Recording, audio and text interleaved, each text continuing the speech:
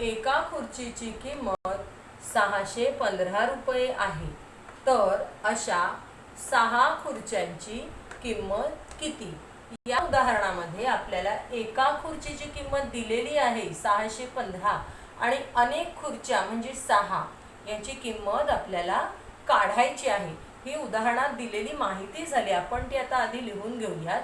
एका खुर्चीची किंमत किती आहे?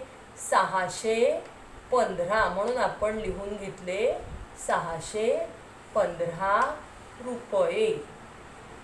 आता अशा किती खुर्च्या घेतलेल्या आहेत ज्यांची किंमत आपल्याला काढायची आहे?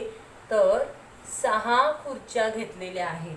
तर नेहमी लक्षात ठेवायचं, एका खुर्चीची किंमत दिलेली आहे आणि अनेक म्हणजे 6 खुर्च्या यांची किंमत आपल्याला काढायची आहे, म्हणजे ती जास्त येणार आहे. एका खुर्चीपेक्षा 6 खुर्च्यांची किंमत जास्त आहे, वाढणार आहे, त्या पटीत वाढणार आहे.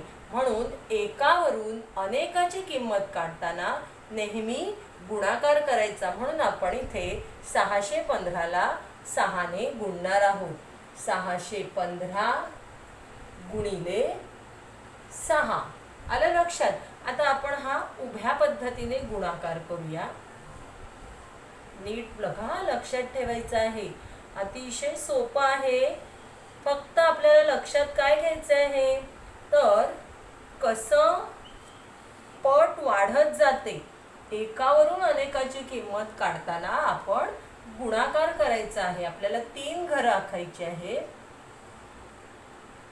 या उभ्या मांडणीमध्ये मी आता संख्या मांडून घेते. 615 गुणिले 6. 615 गुणिले 6. तर नेहमी आपला सुरुवात आपण एककापासून करणार. 6चा पाढा 5 पर्यंत. 6 पाचे 30, म्हणून 30चा 0. हातचे आले 3, ते इथे दशकामध्ये हातच्या घरात लिहिले. आता आपण ह्या 6ने 1ला गुणणार. 6 एके 6 आणि 6 आणि 3 9. हातचा मिळवायचा. 6 एके 6, 6च्या पुढे 3 बोट. 7 8 9, म्हणून इथे लिहिले 9. आता ह्या 6ने आपल्याला या शतकातल्या 6ला गुणायचं आहे. 6 6 36. किती आलं उत्तर आपलं? 3690. ही किती खुर्च्यांची किंमत आली?